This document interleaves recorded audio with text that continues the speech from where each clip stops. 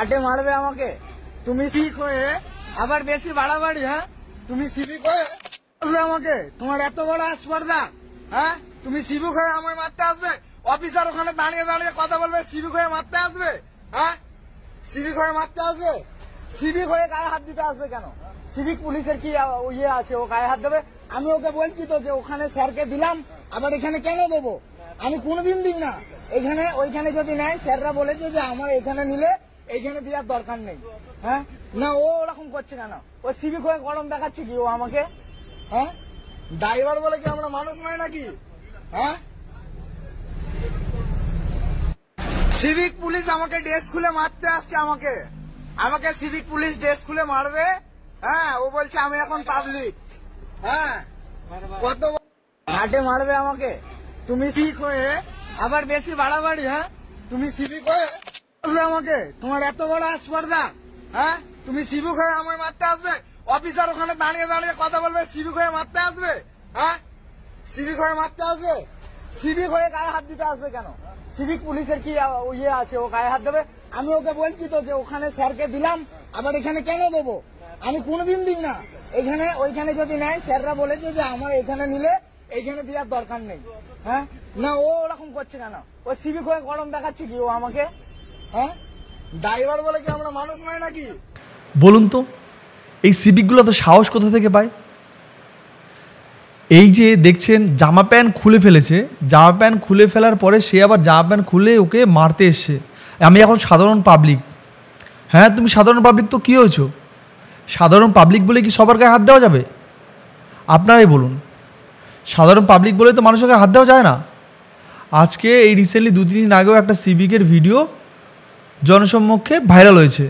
এটা অনেকেই আপনারা দেখেছেন। এক ভদ্র মহিলা সেই সিভিককে ধরে অনেক রকম কিন্তু সে তাকে ট্রিট করেছে সিভিককে ধরে।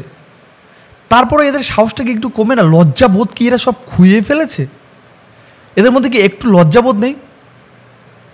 হ্যাঁ প্রচুর রাস্তাঘাটে প্রচুর চুরি চামারি হয়, এই বিষয়ে যদি ওনাদের ডাকও পাওয়া যাবে না, কিন্তু যদি দুটো গাড়ি ধরতে হয়, দুটো বাইক ধরতে হয়, সে বিষয়ে কিন্তু এনাদের অনেক একদম দায়িত্ব সহকারে এদের মানে তোমার কর্তব্য করতে দেখা যায়। কেন?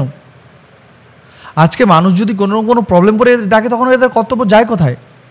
এই রিসেন্টলি দেখলাম এক মহিলা, তার আমি ওই ভিডিওটা ওইটা নিয়ে আরেকটা ভিডিও বানাবো।